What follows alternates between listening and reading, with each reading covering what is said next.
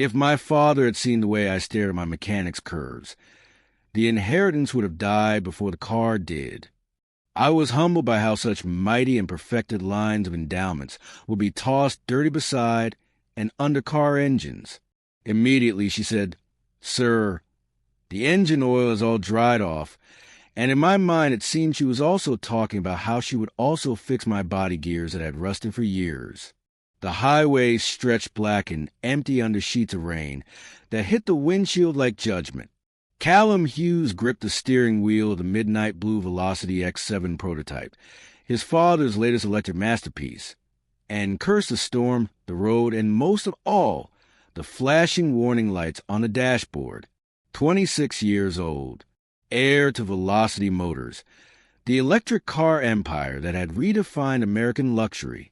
And here he sat, stranded on Interstate 90 outside Cleveland, Ohio, like some fool who'd forgotten to charge his phone. He called the emergency line. The dispatcher promised someone within the hour. 52 minutes later, headlights cut through the rain. A heavy-duty tow truck, Velocity Motors logo gleaming on the side. The company's contracted roadside service. The door opened, and Callum's world tilted sideways. She stepped down from that truck like she owned the storm itself. White woman, late 20s maybe, with a build that defied every delicate, fragile stereotype he'd been raised around. This was a woman built like an athlete. Serena Williams came to mind, all power and feminine strength. Thick thighs tested the limits of her navy jumpsuit. Her hips swayed with natural confidence as she walked toward him, toolbox in hand. And when she turned to grab something from the truck bed, the jumpsuit fabric stretched across a backside so perfectly rounded, so unapologetically full, that Callum forgot how to breathe. Lightning cracked the sky. For one frozen moment, her silhouette burned into his vision. Every curve, every line, every dangerous shape that his rational brain screamed at him not to notice. She caught him staring. Didn't say a word. Just raised one eyebrow, while rain dripped off her ponytail. That look said everything. "I know exactly where your eyes are, pretty boy." "Lauren Davies," she said, voice steady and unimpressed. "Pop the hood." He stumbled out, nearly slipping on the wet asphalt, and did as told. She bent over the engine. Sweet mercy. The jumpsuit pulled tight across her backside, and Callum's imagination went absolutely feral. He looked away, looked at the rain, looked at the trees, looked back, because apparently his self-control had taken the night off. His pulse hammered. Heat crawled up his neck despite the cold rain. She worked in silence, her hands moving with the kind of confidence that came from years under hoods. Wrench, diagnostic tool, some kind of fluid check. She muttered to herself, then stood up straight. "Sir, the engine oil has all dried off. Your cooling system's compromised. Someone skipped the maintenance cycle." Callum blinked. "That's impossible. We have a team." "You have a team that didn't do their job." She wiped her hands on a rag, unimpressed by his last name or his $2,000 jacket. "Lucky you didn't blow the whole engine. Give me 10 minutes. 10 minutes? The manual says. The manual was written by people who've never gotten their hands dirty. I was rebuilding engines when I was 16. You want to argue or you want to get home?" He shut his mouth. She worked in the rain like it didn't exist, her movements efficient and sure. Callum stood there useless, watching her hips shift as she leaned in, watching the rain trace down the curve of her back, watching and wanting and feeling like a complete fool for it. 9 minutes later, she slammed the hood. Try it now. The engine purred to life, smooth as silk. Callum stared. "How did you?" "It's my job." She packed her tools, rain-soaked and unbothered. "And for future reference, Mr. Hughes, your eyes are louder than your mouth. Most men think mechanics can't tell when they're being looked at like a piece of meat. We can.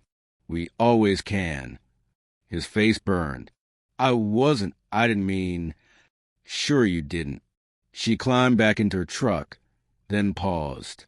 Drive safe, rich boy, and tell your maintenance team to actually check the fluids next time. She drove off into the storm, taillights disappearing into the rain. Callum stood there, soaked and stunned, and feeling things he had no business feeling. Then he saw it. A small leather notebook on the ground where she'd been working, half hidden under the car. He picked it up, flipped it open, and his world shifted again. 3 days later, Callum sat at his penthouse office overlooking Lake Michigan, the notebook open on his desk like evidence of a crime he couldn't stop committing. He shouldn't have read it. He knew that, but he had. Page after page of Lauren's life, written in neat handwriting between sketches of engine parts and maintenance schedules. March 14th. Another guy asked me out today. Stared at my backside the whole time he talked. Pretended to care about my daughter. I said no. He called me a tease. I'm so tired. May 2nd. Abby's father sent another text. Wants to reconnect. Translation. Wants to come back now that I've got my life together. He left when I was pregnant because he only wanted my body, not the responsibility. I blocked him. July 8th. Sometimes I wonder if any man will ever see me. Actually see me. Not just the curves. Not just the fantasy. Me. Callum closed a notebook, his chest tight. He'd stared at her like every other man. He'd reduced her to a body, a shape, a moment of lust on a rainy highway. And she'd known it. She'd seen it in his eyes. Shame hit him first. Then something else. Something deeper. Curiosity. Respect. A pull he couldn't name. He picked up his phone and dialed his assistant. Find out everything about Lauren Davies. Where she works. Where she lives. But quietly. I don't want this traced back to me. Sir is everything. Just do it, Nathan. He hung up, stared at the notebook, and knew he was about to do something incredibly stupid. The garage sat on the outskirts of Cleveland, a no-nonsense operation called Turner & Sons Auto Repair. Callum walked in on a Tuesday morning, wearing jeans and a plain shirt, trying not to look like the billionaire he was. Lauren stood under a lifted Chevy Silverado, grease smudged on her cheek, talking to an older man about torque specs. She glanced over. Recognition flickered. Then suspicion. Mr. Hughes, lose your way to the country club. The older man, Megan Turner's father, Callum guessed, looked between them curious. I came to return this. Callum held up the notebook. You dropped it. That night. Lauren's expression shifted. She walked over, took the notebook, flipped through it quickly. Her jaw tightened. You read it. I did. I'm sorry. You should be. She turned back to the truck. Now leave. I also came to apologize. For staring. For being just like every other guy who's made you feel like you're only a body. She stopped, turned slowly. So now you want points for acknowledging your trash? That's not how this works. I don't want points. I want... He hesitated. I want to know if I can hire you, privately, to consult on our fleet maintenance. Lauren laughed. Actually laughed. You want to hire me? Velocity Motors need someone who actually knows engines. Not just theory. Real work. And after what you did in 10 minutes on the highway, I'd be stupid not to ask. She studied him, arms crossed, those curves testing the limits of her work shirt. Callum kept his eyes on her face. It took effort. How much? He named a figure that made her blink. Per month, she asked. Per consultation, plus full access to our R&D facility. She was quiet for a long moment. Then, why? Because you're good at what you do, and because I want to prove I'm not who you think I am. I think you're a rich boy who got caught staring, and now feels guilty. Then let me prove you wrong. Lauren looked at him for a long, calculating moment. Then she sighed. Fine. 2 consultations. If you waste my time, we're done. Deal. As he left, he heard Megan Turner's father say, You know who that was, right? Yeah, Lauren said. Trouble. That evening, Callum sat across from Georgia Hill at the Sterling Room, Chicago's most exclusive restaurant. Chandeliers dripped crystal light. The wine cost more per bottle than most people's rent. Georgia was perfect. 25, heiress to Hilltech Industries, a global electronics empire. Blonde hair that fell in magazine-worthy waves. A smile that photographers loved. She wore a black dress that probably cost 5 figures and spoke 3 languages fluently. She was everything his father wanted for him. Everything the board expected. Everything that made logical, financial, dynastic sense. And Callum felt absolutely nothing. You're distracted, Georgia said, her voice pleasant but observant. Sorry, long day. Your father mentioned the new prototype, the X7 line. He's very proud. He should be. It's brilliant engineering. Georgia sipped her wine. He's also eager for us to announce the engagement. The merger between Velocity and Hilltech would be unprecedented. I know. Callum forced a smile. My father's mentioned it several times. And what do you think? What did he think? He thought about curves under fluorescent garage lights. He thought about a woman who'd called him out without fear. He thought about a notebook full of pain he wanted to erase. I think, he met George's eyes. I think we should take our time. Something flickered in her expression. Understanding, maybe, or relief. Agreed, she said softly. This doesn't have to be love, Callum, but it should at least be honest. And in that moment, he realized Georgia was just as trapped as he was. 2 heirs playing roles. 2 people going through motions. But his heart was already somewhere else, with someone who didn't want him there. Over the next month, Callum showed up at Turner & Sons every Tuesday and Thursday. At first, Lauren barely tolerated him.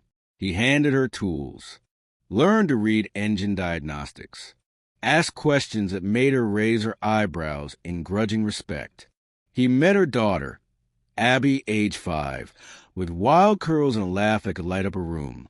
She treated Callum like a jungle gym, climbing on him, demanding piggyback rides, asking him endless questions about cars that went super zoom fast. And slowly, carefully, Lauren softened. Not much, but enough. Enough that she let him buy pizza after a long repair. Enough that she laughed, actually laughed, at his terrible jokes. Enough that one evening, when Abby fell asleep on the garage couch, Lauren looked at Callum and said, You're not like I thought you'd be. Neither are you. What did you think? He chose his words carefully. I thought you'd be someone I couldn't stop thinking about. Turns out I was right. Lauren's expression shuddered. Don't what? Don't do that. Don't catch feelings. Don't pretend this is something it's not. She stood up, putting distance between them. Men look at me and see a fantasy. They want the curves, the body, the thrill. Then reality hits. They realize I come with a kid, with baggage, with boundaries, and they leave. I'm not leaving. You will. Her voice cracked. They always do. Callum wanted to argue, wanted to prove her wrong right then and there. But he couldn't, because twice a week, he still sat across from Georgia Hill, pretending to consider a future that felt more like a prison sentence every day. He was living a double life, and eventually it would collapse. The call came at 11:47 p.m. on a Friday. Callum was at a Velocity Motors gala, wearing a tuxedo, making small talk with investors when his phone buzzed. Unknown number. He almost didn't answer. Thank God he did. Mr. Hughes? A shaky voice. Lauren, I'm sorry to call. I didn't know who else. Abby's in the hospital. They think it's appendicitis, but they're running tests and I'm alone and Which hospital? Cleveland Clinic. But you don't have to. He was already moving toward the exit. I'm coming. Don't move. He ran. Literally ran out of the gala, still in his tuxedo, and drove like a man possessed. The 2-hour drive took 90 minutes. He didn't care about the speeding tickets his lawyer would have to handle later. He found Lauren in the pediatric wing, sitting in a plastic chair outside her room, her face in her hands, shoulders shaking. She looked up when he arrived, breathless and disheveled. Callum! He sat beside her. How is she? They're doing an ultrasound now. They think it's her appendix, but they're not sure, and she's so scared and I can't. Her voice broke. I can't lose her. You won't. He took her hand, squeezed. She's strong, like her mom. Lauren sobbed, actually sobbed, all her walls crumbling at once, and Callum pulled her into his arms. She buried her face in his shoulder, and he held her while she broke apart, his tuxedo soaking with her tears. Hours passed. The doctor came out. Confirmed appendicitis. Emergency surgery. Routine, but surgery nonetheless. Callum stayed, held Lauren's hand through the waiting, bought her terrible hospital coffee, sat with her in silence, because sometimes silence was enough. At 4 a.m., they brought Abby out of recovery. Groggy but okay. She saw Callum and smiled weakly. You came. Of course I came, kiddo. Are you staying? He looked at Lauren. Her eyes were red, exhausted, but something had shifted in them. Yeah, he said, I'm staying. And he did. For 3 days, while Abby recovered, Callum stayed. Brought food. Made Lauren laugh when she looked like she might cry. Read Abby stories. Slept in an uncomfortable chair because leaving felt impossible. On the 3rd night, Lauren sat beside him in the dim hospital room, watching her daughter sleep.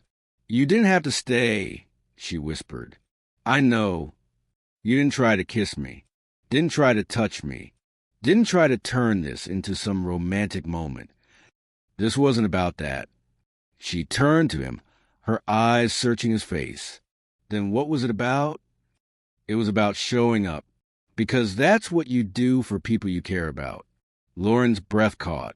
Callum, I know what you think of me. I know you see me as just another guy who wants your body. And yeah, when I first saw you, that's what it was. But Lauren, I've spent the last 2 months watching you raise a brilliant, funny, kind daughter on your own. I've watched you rebuild engines like they're Lego sets. I've watched you light up when you talk about torque ratios and fuel efficiency. And somewhere along the way, my attraction stopped being about your curves and started being about your heart. A tear slid down her cheek. I'm scared. I know.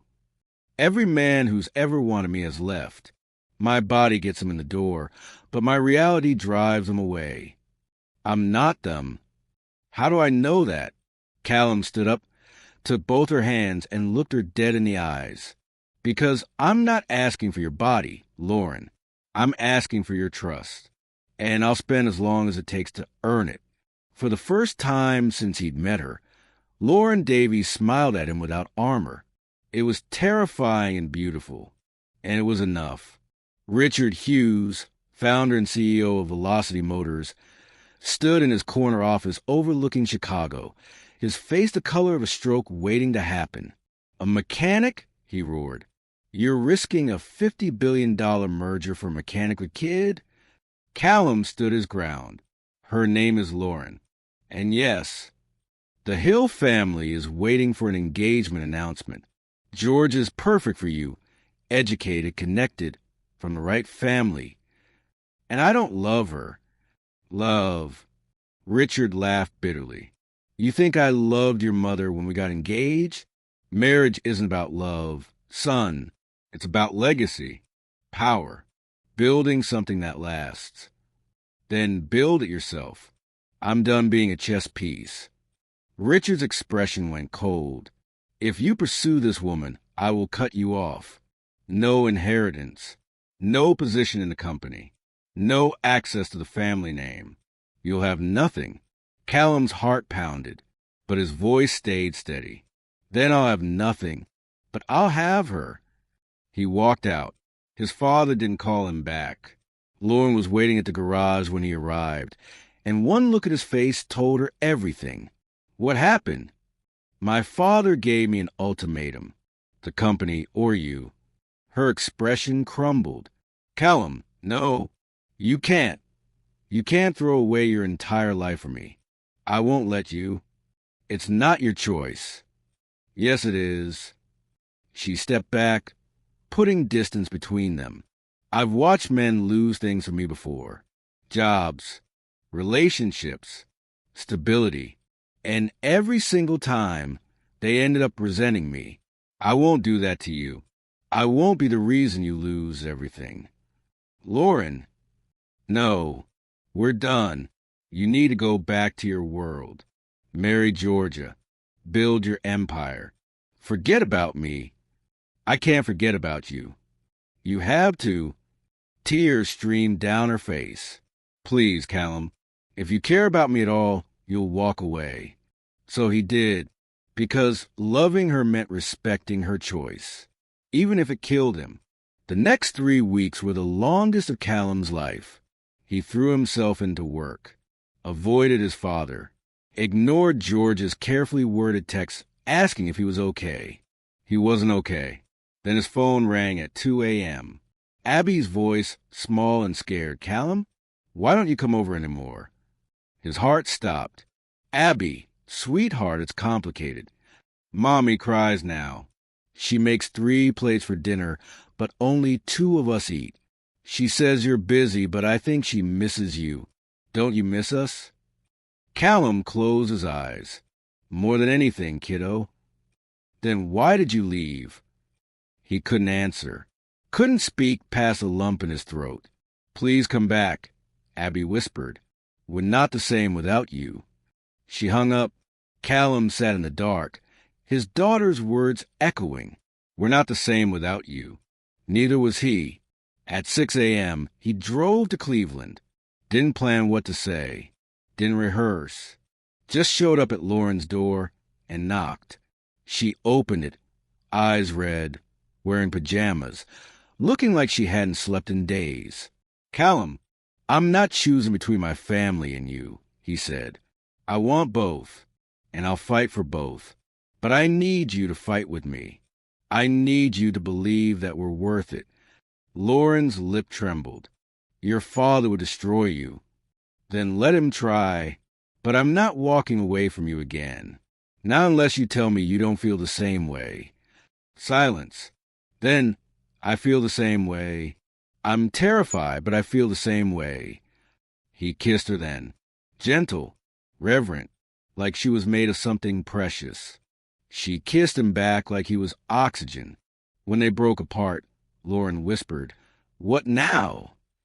Now, Callum said, we figure out together. 2 weeks later, Velocity Motors faced a crisis. Their flagship electric SUV, already in production, had a critical flaw. Overheating during high-speed charging. Potential fire hazard. Recall costs estimated in the billions. The engineering team was panicking. Richard Hughes was screaming. The board was talking bankruptcy. Callum called Lauren. She walked into Velocity's headquarters in her work boots and grease-stained jeans, and every executive in the building stared. Lauren ignored them, walked straight to the R&D lab, and got to work. 72 hours later, she'd identified the problem. A coolant flow issue in the battery management system. Simple fix. Elegant solution. Could be implemented in existing vehicles with a software update and minor hardware adjustment. Recall costs dropped from billions to millions. Stock prices stabilized. Richard Hughes found Lauren in the parking lot, about to leave. Ms. Davies. She turned, guarded. Mr. Hughes. My son is stubborn, reckless. He gets that from me. Richard's expression softened, just barely. He's also loyal, brave, and apparently smarter than I gave him credit for. You saved this company. That matters. I didn't do it for you. I know. You did it for him. Richard extended his hand. My son wants to marry you. He says he won't do it without my blessing. So here it is. You have it. Lauren stared. Just like that. Just like that. Welcome to the family, Ms. Davies. Try to keep my son out of trouble. No promises. Richard almost smiled. They married at Cleveland's Botanical Gardens in October, surrounded by friends, family, and a shocking number of Velocity Motors engineers who'd grown to love mechanic who'd saved their jobs. Abby was flower girl, wearing a white dress and sneakers, throwing petals with chaotic enthusiasm. Georgia Hill attended, surprisingly, and hugged Lauren afterward. Take care of him. He's a good one. I know, Lauren said. Richard Hughes walked Lauren down the aisle. Her own father had passed years before and whispered, Thank you for not giving up on my stubborn son. Thank you for not making him choose. The ceremony was short. The vows were honest. The kiss was long enough to make the crowd cheer. But their real union happened later. 3 months into marriage, Callum came home to find the house dark, except for candlelight leading upstairs. His heart started racing. Lauren. Bedroom. Came her voice. Soft. Nervous. Excited. He climbed the stairs, pulse hammering, and opened the door. Lauren stood by the window, wearing red silk lingerie that hugged every curve he'd ever fantasized about since that rainy night on the highway. The fabric clung to her full hips, traced the powerful lines of her thighs, showcased a backside that had haunted his dreams for months. But it was her eyes that stopped him, vulnerable, trusting, open. Lauren, she walked toward him slowly, her curves moving like poetry. I spent so long being afraid that men only wanted my body, that I was only desirable, never lovable. You proved me wrong, Callum. You saw past the curves to the heart. So, tonight, she reached him, placed her hands on his chest. Tonight, I'm giving you both, because I trust you with everything. He lifted her into his arms. God. She was perfect, warm and solid and real, and carried her to bed. She wrapped those incredible legs around him, and he kissed her like she was air after drowning. They made love slowly, tenderly, passionately, every touch a promise, every kiss an answer to months of longing. When they lay tangled together afterward, her curves pressed against him, her head on his chest, Callum whispered, Your body brought me in. Your heart kept me, but your courage made me better. Lauren looked up, smiling. So the mechanic and the billionaire? Sounds like a terrible romance novel. Good thing we're living it, not reading it. A small voice from the doorway. Are you guys done being mushy? They looked over. Abby stood there in pajamas, grinning. Because I have school tomorrow, and I can't sleep with all this lovey stuff. Lauren laughed. Callum pulled her closer. Come here, kiddo. Abby ran and jumped on the bed, wedging herself between them. Our family of 3, she said happily, finally complete.